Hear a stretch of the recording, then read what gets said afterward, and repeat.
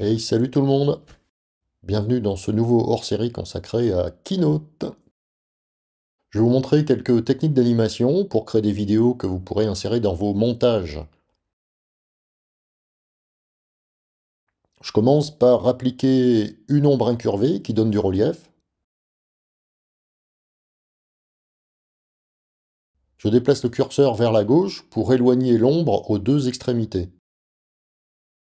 Avec le curseur dans l'autre sens, les deux extrémités touchent le fond bleu et surélèvent le centre du tracé. C'est ce que j'ai utilisé pour l'itinéraire de voyage du tuto précédent. J'affiche la liste des objets et je renomme le tracé du milieu.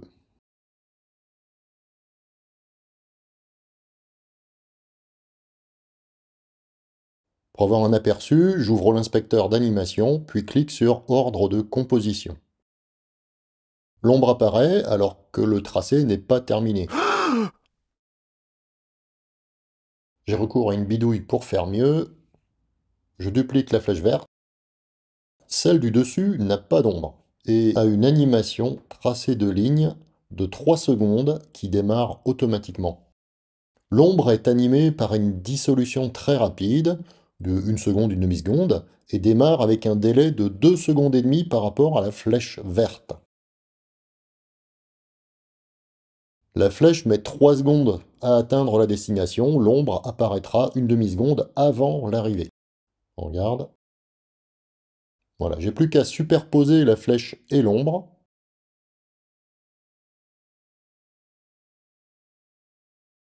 Nickel. On va passer aux variations de vitesse, autrement dit l'accélération, la décélération. 3, 2, 1, go! Les deux avions partent et arrivent exactement en même temps.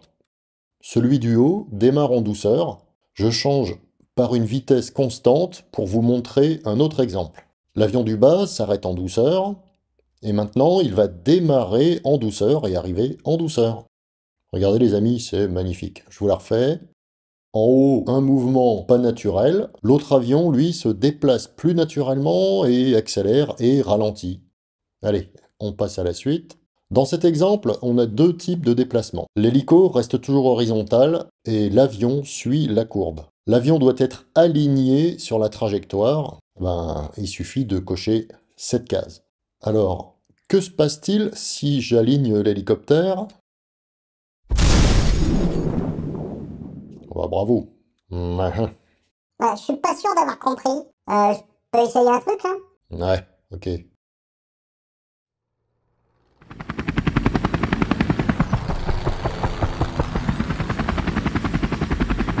Bon, allez, assez rigolé. Pour m'aider à aligner des objets, j'utilise des règles en haut et à gauche de chaque diapo. Un petit tour par le menu présentation pour afficher les règles ou le raccourci commande R. Maintenant que les règles sont affichées, je peux glisser des repères sur ma diapo. De l'autre côté, pareil, repère vertical. Et je peux aussi en supprimer en les replaçant dans la règle, horizontale ou verticale. Je vais supprimer les animations de l'hélicoptère pour vous montrer la marche à suivre.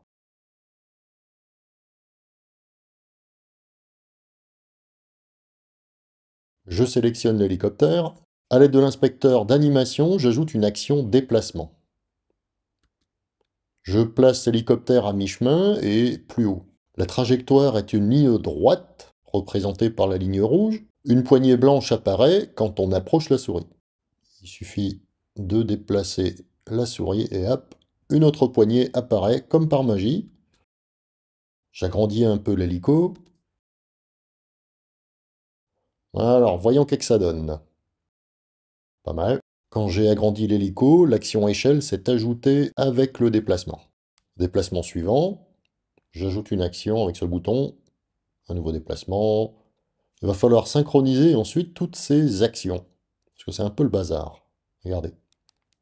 L'aéronef à voilure tournante attend l'atterrissage de l'avion. Mais moi, je veux que les deux décollent en même temps.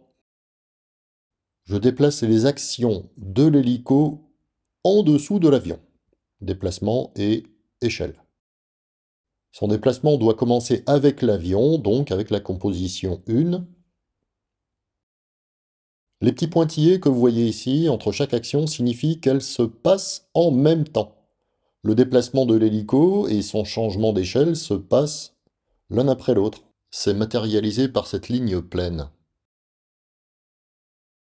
Voilà, comme ça c'est mieux. Avec la composition 1, l'échelle va changer en même temps que le déplacement. Pareil pour la deuxième partie du voyage. C'est divisé en deux, donc jusqu'à mi-chemin, et ensuite la deuxième partie de l'animation quand les deux appareils vont atterrir. Ok, alors je veux éviter le vol stationnaire de l'hélicoptère. Je vais donc régler chaque action à la même durée. Donc je sélectionne toutes les actions, je mets 3 secondes à chaque fois. Voilà, je suis super rapide, hein, c'est nickel. En fait, on peut sélectionner plusieurs actions du même objet pour modifier en même temps le paramètre.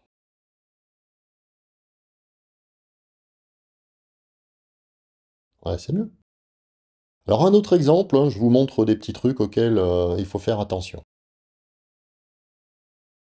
La Lune se déplace un peu, c'est pas important. La fusée également, elle suit une trajectoire, et quand on modifie la trajectoire, l'orientation de l'objet peut bouger. Alors attention, l'orientation à l'arrivée, là-haut, hein.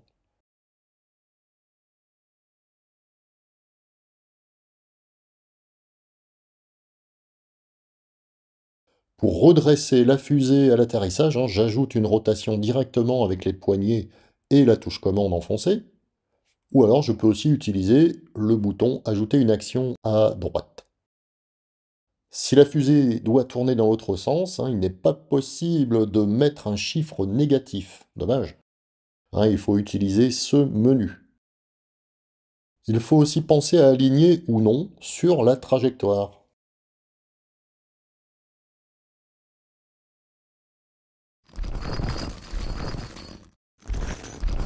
Arrête de bouger ce truc! Oups. La deuxième partie du déplacement, si j'aligne sur la trajectoire, voilà ce que ça donne. Hein? Alors d'où viennent donc ces lunes, fusées et hélicoptères? Keynote nous propose une bibliothèque de figures, des petites formes. Hein, on les trouve ici ou via le menu Insérer. Je tape repère, et même pas le temps de finir le mot, hop, il m'a trouvé un repère. Je clique et voilà. Autre exemple, un as de pique, voilà, ou bien un document. Alors c'est rangé par catégorie, hein, on peut parcourir l'énorme bibliothèque comme ça en cherchant. Je vais rajouter un objet. Alors regardez, il y a un objet un peu particulier, c'est la ligne de connexion. Il y a un aimant de chaque côté de cette ligne qui se colle aux différents objets. Malheureusement, si on anime un des objets, la liaison est rompue. Ce sera peut-être pour une prochaine mise à jour de Keynote. Sur les formes standards, il y a une ou plusieurs petites poignées vertes. On peut donc facilement modifier une forme. Voilà pour l'étoile. Là, il y a 2 poignées. Bon, j'ai pas eu la bonne idée de mettre un fond vert, hein. On voit pas l'autre petite poignée, elle est cachée là. Cette deuxième poignée permet de définir le nombre de branches. En fait, on peut modifier toutes les figures, hein, mais c'est plus compliqué. Regardez, par exemple, un clic droit sur le citron pour le rendre modifiable. J'ai plus qu'à déplacer les petits points d'ancrage. Voilà, j'enregistre mon hot dog pour le manger plus tard. Et voilà, un chien chaud tout frais. Bon, finalement, j'ai plus faim, allez, je le supprime. Voyons l'animation de cette diapo. Ah, comment est fait ce balancement? L'astuce se trouve ici. Il y a plusieurs diapos. Et là, en fait, alors c'est une transition entre les diapos, hein, qui déplace les objets communs aux 2 diapos. Première diapo, deuxième avec des objets en moins et d'autres placés autrement, et la troisième diapo avec des objets disposés encore différemment. Voilà, c'est la fin de cette première partie. Merci de m'avoir suivi jusqu'au bout. On verra plus en détail cette transition magique et d'autres choses dans la deuxième partie de ce hors-série Keynote sur les animations. Donnez un coup de pouce à la chaîne, posez des questions ou laissez un commentaire. Abonnez-vous. Merci beaucoup à tout le monde. À très bientôt. Bye bye.